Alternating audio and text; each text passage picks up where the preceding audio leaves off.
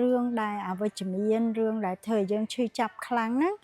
យើងអាចបង្វែរមកផ្ដោតទៅលើផ្នែកវិជ្ជមាននៅក្នុងស្ថានភាពដដែលហ្នឹង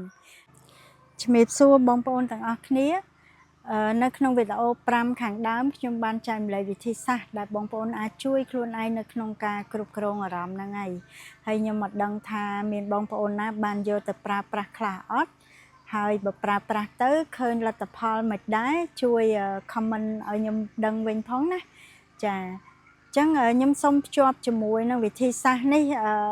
បន្តពីវិធីសាស្ត្រ5ខាងដើមបើសិនជាបងប្អូនបានយកវិធីសាស្ត្រទាំងអស់នោះទៅអនុវត្តខ្លះខ្ញុំជឿថាលទ្ធផលនឹងអាចធ្វើឲ្យបងប្អូនមានអារម្មណ៍ប្រសើរជាងមុនអាចមានថាមពលវិជ្ជមានជាងមុនហើយអញ្ចឹងបើសិនជាបងប្អូនទទួលបានថាមពលវិជ្ជមានហើយបងប្អូនអាចធ្វើវិធីសាស្ត្រទី6នេះជាជំហានបន្ទាប់បានអញ្ចឹងវិធីសាស្ត្រហ្នឹងគឺការដែលយើងបង្វែរចំណាប់អារម្មណ៍យើងពី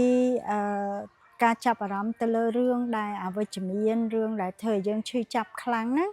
យើងអាចបង្វែរមកផ្ដោតទៅលើផ្នែកវិជ្ជមាននៅក្នុងស្ថានភាពដដែលហ្នឹងពីព្រោះខ្ញុំជឿថានៅក្នុងស្ថានភាពណាក៏ដោយវាមានផ្នែកវិជ្ជមាននិងអវិជ្ជមានដែលយើងអាច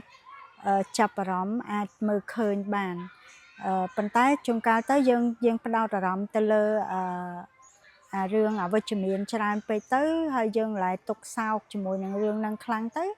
យើងមើលអត់ឃើញផ្នែកវិជ្ជមានទេអញ្ចឹងបើសិនជាបងប្អូនអនុវត្តវិធីសាស្ត្រមុនរបស់ខ្ញុំទៅហើយបងប្អូនទទួលបានថាមពលវិជ្ជមានចិត្តរបស់យើងស្ងប់ជាងមុនយើងនឹងអាចបង្វែរខ្លួនឯងផ្ដោតចំណាប់អារម្មណ៍ទៅលើរឿងវិជ្ជមានហើយយើងនឹងអាចឃើញដំណោះស្រាយខ្លះដែលយើងអាចរួមចំណែកនៅក្នុង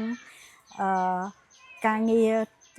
នៅក្នុងស្ថានភាពពិបាកនឹងបានចាសូមអរគុណ